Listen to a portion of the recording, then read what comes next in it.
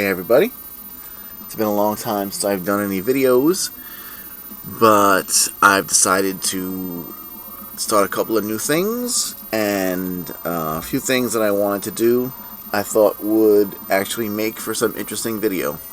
And a couple of the things I'm going to be doing over the next few months, hopefully they won't take that long, but let's just say like next few months, are a little different from most of the work that I've done and I've posted here. The first of which is something that I actually started a couple of days ago, and after I got done with it to the point where I'm at now, I decided, you know, this might actually make an interesting project to film. So this is the project that I'm speaking about. This is actually a Millenium Falcon Revell SnapKit model kit. I picked this up in Walmart a few months ago, and I went to Walmart one day, and for some reason my Walmart has a model, or had a model kit section, which was weird to begin with because my Walmart is very tiny and has almost nothing. The toy section itself is literally one aisle for boys and one aisle for girls, and that's it. But at the end of the boys aisle, there was a whole section of model kits, which always struck me as odd. Nobody ever bought them. Nobody ever did anything over there. I mean, it was just a dead section of the store.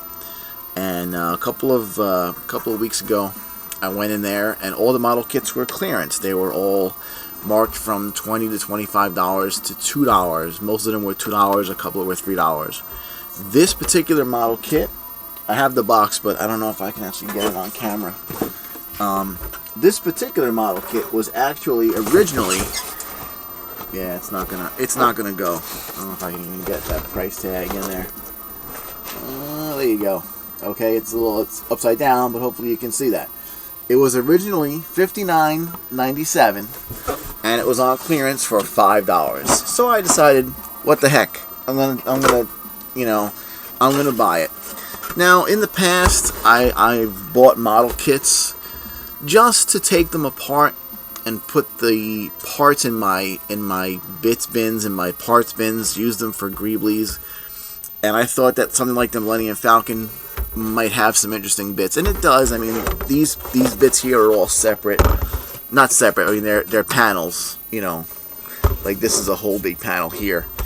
But for the most part, there weren't many bits that I thought I could use. Aside from that, I just figured the Millenium Falcon is pretty iconic in the Star Wars mythos or the story, and it might be interesting to just put this model kit together and give it a paint job. I mean, it's sold as a pre-painted kit, but I don't know of anyone that would put this together and display it the way that it is. You know, I mean, I guess it's better than just being a plain old plastic kit, but I mean, that's, you know, that's the engines right there. Just a piece of blue tinted clear plastic. So I assembled the kit over the last 2 or 3 days. I have to say, I know this is not a fine mold kit or anything like that, but the construction was pretty poorly planned out. The pieces didn't fit all that well together. I mean, like I said, it's actually supposed to be a snap-tight kit. There's no glue required. I actually glued it all together.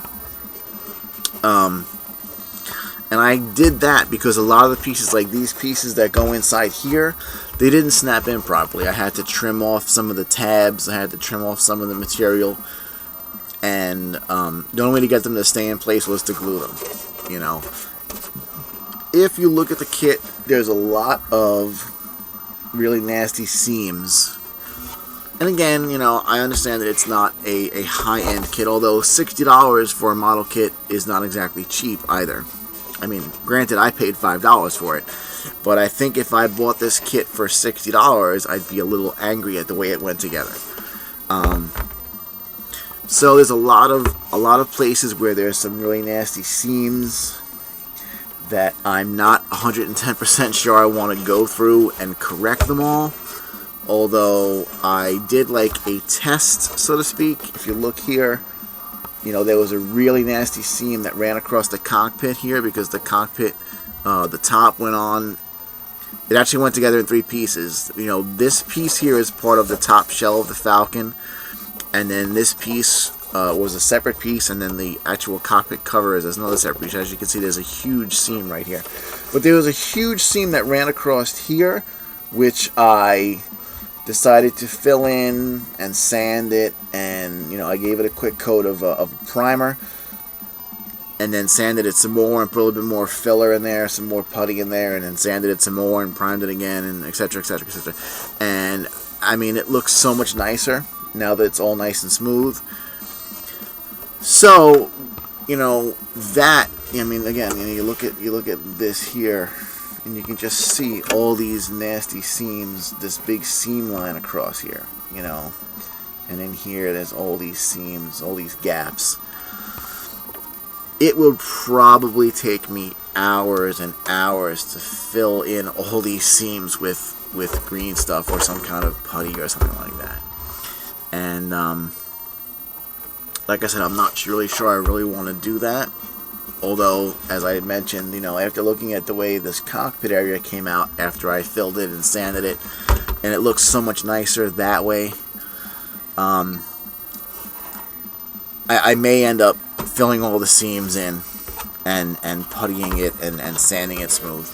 But anyway, right now it's all assembled. I actually I left the radar dish off because that goes right here, but to make it a little easier to paint, I left the radar dish off, and I have the 2 cannons, these 2 tiny cannons here that actually one snaps in the top right here, and then one snaps in the bottom right in here. But again, you know, just to make it a little bit easier on myself for painting purposes, I haven't put them on yet. So what I'm going to do now is I'm going to prime it, and I'm going to take a look at the seams and see how the seams look. And at that point, I'll make a decision about whether I want to spend several hours putting, you know, smoothing out all the seams and putting some green stuff or Abe's putty in all the seams and whatnot, or if I think that it'll be alright if I just, you know, paint it the way it is. I mean, I'm not trying to do a studio model here.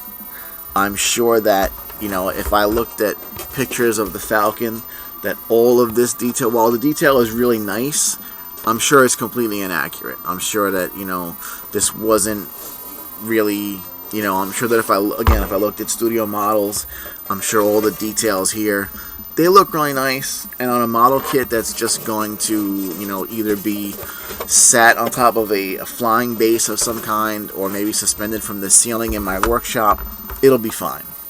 You know, which in a way is kind of why I don't want to spend 75 hours putting it together, sealing all the seams and sanding it and doing, you know, a super extensive paint job to it. But I also don't want to set it up there like this, because, you know, like I said, I just think this is a, you know, it's kind of a travesty to you know, to have it look like this. I mean, I haven't built a model kit in probably 35 years, maybe even longer than that. I used to build model kits when I was a kid. My parents would buy them for me, tanks, jet planes, cars, things like that. And I would put them together, you know. But, I mean, obviously, over the past 30-something years, I've learned a thing or two about how to put kits together and how to paint and how to, you know, put some detail into the work. So hopefully this will come out better than the kits I made when I was a kid. You know, I probably made a Millenium Falcon kit when I was a kid, because that's right around the same time that I was really in, you know, we're really starting to get into model kits, 77, 78. I know I'm kind of showing my age there, but that's probably around the time that I was into doing model kits and, you know, painting Dungeons and Dragons miniatures and stuff like that. So there's a good chance that I did a Millenium Falcon and an X-Wing and a TIE Fighter and an AT-AT Walker kit when I was a child. I don't remember them. You know, if I sat here and said, oh, I remember doing this when I was 9, I'd be lying. But you know, it's been a real long time since I've built a model kit, so I had a lot of fun putting it together. Like I said, except for, you know, for finding out how poorly it was made, which I guess, again, shouldn't really surprise me, considering the price point. I know it's not cheap. $60 is still a lot of money for a model kit, but compared to some of the model kits I see online, $60 is not a lot of money. I mean, there was a time... Actually, you know what, to say it's been that long is a lie, because when I was working in the city, I used to go into the Village a lot, and there was a store that sold a lot of garage kits, and I did a couple of garage kits back in the early 90s. And some of those garage kits can be very pricey, and they're, you know, some of them weren't very large either. But I mean, again, garage kits, you're talking about a very small run of somebody literally making something in their garage, compared with this, which is by the Revell company, which is a huge, you know, manufacturer of plastic model kits. But anyway, like I said, it's all assembled. I opted for this and this right here, and this piece here are actually the landing gear covers. I glued them in place because they give you the option to have it with the landing gear down, so I guess so you can sit it on a table, or to have the landing gear up in flight mode. So I opted for flight mode. I glued the ramp in place, so the ramp's not gonna open any longer, because, you know, if you're in hyperspace and the ramp opens, you're in a lot of trouble.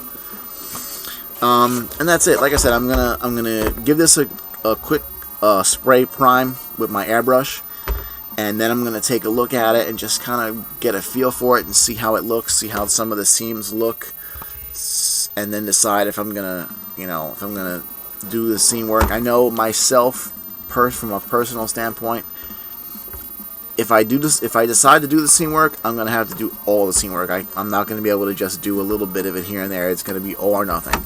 So,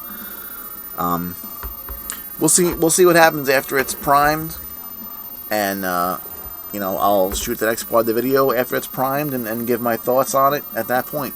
All right. So I guess I'll be back on in a little bit with a primed version of this kit.